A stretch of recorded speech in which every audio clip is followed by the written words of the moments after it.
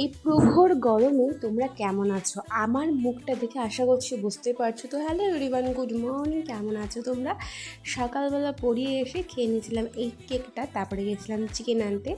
তো এখন আমি চিকেন কষা দিয়ে ভাত খাবো। তারপরে চলে গেছিলাম পড়তে। আজকে দিনটা আমি ভাতই খেয়েছি, রুটি বা অন্য কোনো কিছু খাইনি। তো এখানে টুকটাক লিখতে দিয়ে তারপর বাড়িতে চলে এসেছিলাম, মানে পড়ানো কমপ্লিট করে। এখানে দুটো পার্সেল এসেছিলো, একটা পার্সেল রিটার্নে চলে গেছে, তো তার জন্য আমি ওটা শেয়ার করিনি তোমাদের সাথে।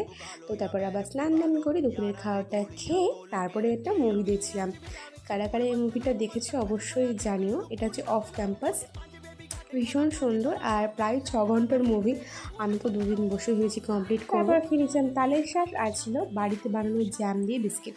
তো এই যে এখন মুভিটা দেখছিলাম, মুভিটা দেখার পরে আমার আজকে রান্না করতে ইচ্ছে হয়েছে দই চিকেন। তো নর্মালভাবে করছি। চলো, বেশি করে রেসিপি আমি শেয়ার করিনি, টুকটাক শেয়ার করেছি। আর রান্না করতে গিয়ে আমার একদিনের যে অবস্থা তারা শেয়ার করছি না,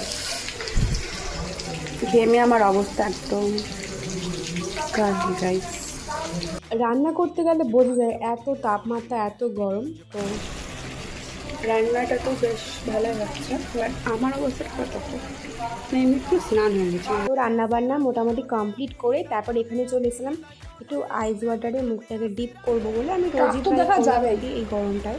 তো জানি ঠান্ডা লেগে যাবে অবশ্যই, তারপর একটু স্কিন কেয়ার করবো। আর এই কদিন না আমার মুখে ভীষণ পিম্পল হয়েছে, পিম্পলগুলো কমে গেছে, বাট স্পটগুলো রিডিউসের জন্য আমি এই ফক্সটেলের এই কী বেশ বলে সিরামটা আমি ইউজ করছি। তোমরা আমার ভিডিওতে দেখেছো আগেও। তো এই যে এখন অ্যাপ্লাই করে এখন রাতের খাওয়াটা খেয়ে নিচ্ছি।